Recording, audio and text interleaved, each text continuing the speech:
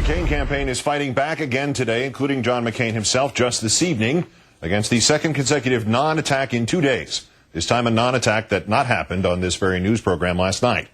In our fourth story this evening, much as Senator McCain supported going after Iraq, which also had not attacked, leaving Osama bin Laden to plan his next real attack, now McCain says Senator Jim Webb, speaking here on Countdown last night, was renewing the non-attack on McCain's military service that had not been launched by Wesley Clark, not on Sunday. Here's what Senator Webb, former Secretary of the Navy, decorated Vietnam vet, said after alluding to the Clark dust-up. We need to make sure that we take politics out of service. People don't serve their country for political issues, and John McCain is my longtime friend. If that is one area that I would ask him to calm down on, it's that. Don't be standing up and uttering your political views and implying that all the people in the military support them, because they don't. If you didn't think this was a coordinated attack on John McCain's credentials before, McCain's campaign says today, it's clear now that it is. Barack Obama's surrogates are telling the McCain campaign to calm down about attacks on his military record? Seriously? Now Wes Clark's attacks are John McCain's fault? It's absurd. If Barack Obama can't control his own surrogate operation, how can he be trusted to run the country? Tonight, McCain himself told reporters Obama should not just repudiate Clark, but, quote, cut him loose.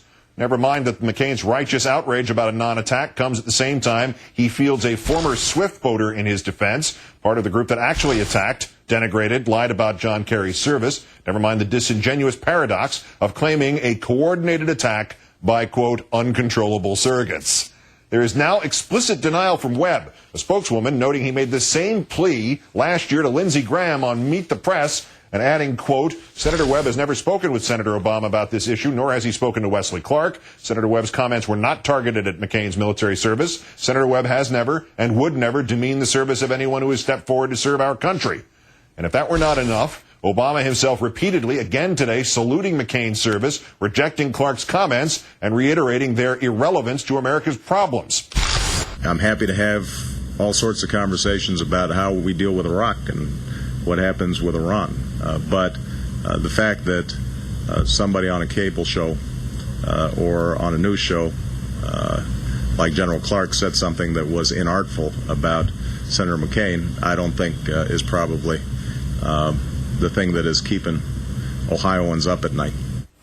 We asked the McCain campaign for something, anything, that specified what in Webb's remarks they felt was offensive and constituted an attack on McCain's military record. Their answer included the idea, quote, that John McCain should somehow calm down about attacks on his military record. In mathematics, that's known as a tautology.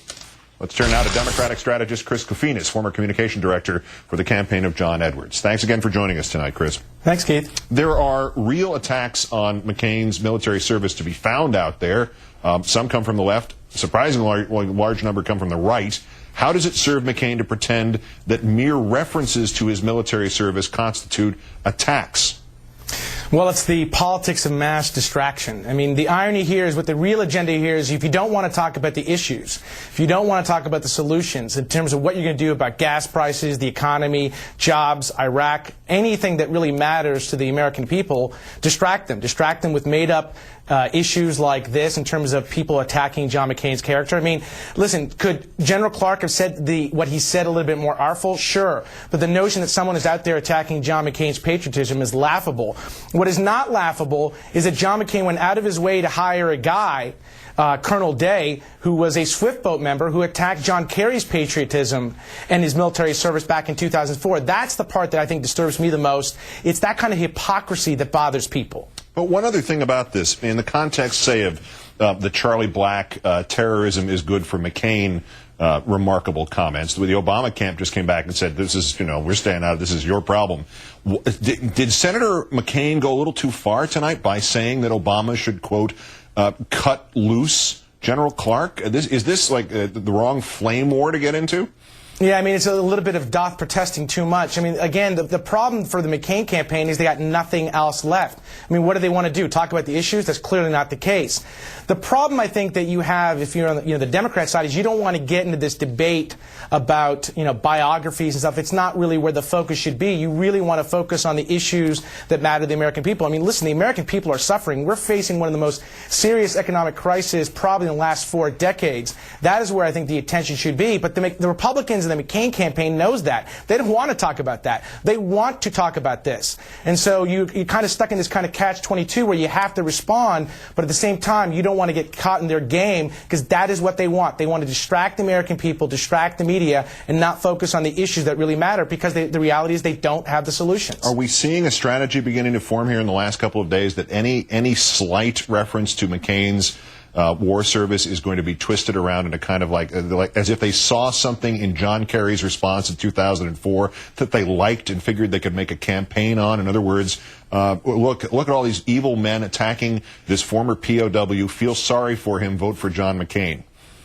Yeah, it's kind of ironic considering they didn't really mind attacking Senator Kerry's patriotism in military service in 2004. In fact, they were eager about it. They bragged about it. They funded a group that did it incessantly. So the notion they're going to turn around and somehow besmirch General Clark and other Democrats and Senator Obama's name by suggesting they're out there attacking Senator McCain's patriotism, again, as I said, is laughable. I mean, the reality here is they are stuck in a catch-22, the McCain campaign. What else do they want to talk about? They got no solutions. They got no idea how they're going to lead this country, so they want to basically attack and manufacture this notion that somehow Democrats are out there attacking Senator McCain's patriotism. In fact, that's not the case. What they're attacking, and rightfully so, are Senator McCain's lack of ideas and lack of solutions and lack of direction as to how he's going to lead this country.